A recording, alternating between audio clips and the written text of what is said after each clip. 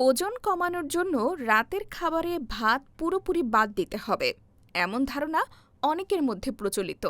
তবে পুষ্টিবিদদের মতে শুধু রাতে ভাত খাওয়ার কারণে ওজন বাড়ে না, বরং ওজন নিয়ন্ত্রণ নির্ভর করে সারাদিনে মোট কত ক্যালোরি গ্রহণ করা হচ্ছে এবং কতটা ক্যালোরি খরচ হচ্ছে তার উপর। পুষ্টিবিদ ডাক্তার রূপালী দত্ত বলেন, প্রয়োজনের তুলনায় কম ক্যালোরি গ্রহণ করলে রাতের খাবারে ভাত থাকলেও ওজন বাড়বে না। তার মতে, রাতে ভাত খেলে ওজন বেড়ে যায় এমন দাবির পক্ষে শক্ত বৈজ্ঞানিক প্রমাণ নেই। তিনি রাতের খাবারে আধা কাপ থেকে 1 কাপ রান্না করা ভাত খাওয়ার পরামর্শ দেন।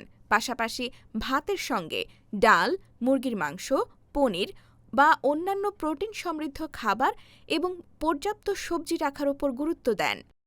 একই ধরনের মত দিয়েছেন পুষ্টিবিদ রুজুতা দিবেকর। তিনি বলেন, ওজন কমাতে ভাত বাদ দেওয়ার প্রয়োজন নেই, বরং কম প্রক্রিয়াজাত বা স্থানীয় চালের ভাত খাওয়া যেতে পারে। তিনি রাতের খাবার খাওয়ার অন্তত 2 ঘন্টা পর ঘুমাতে যাওয়ার পরামর্শ দেন এবং অতিরিক্ত খাওয়া এড়িয়ে চলার কথা বলেন। অন্যদিকে রাতে ভাতের বদলে রুটি খেলে দ্রুত ওজন কমে, এমন ধারণাও সঠিক নয় বলে মনে করেন পুষ্টিবিদ কবিতা দেবগন। তার মতে, ভাত ও রুটি দুটি স্বাস্থ্যকর খাদ্যতালিকার অংশ হতে পারে। কোনটি উপযুক্ত হবে তা ব্যক্তির হজম ক্ষমতা, পছন্দ এবং সামগ্রিক খাদ্যাভ্যাসের উপর নির্ভর করে।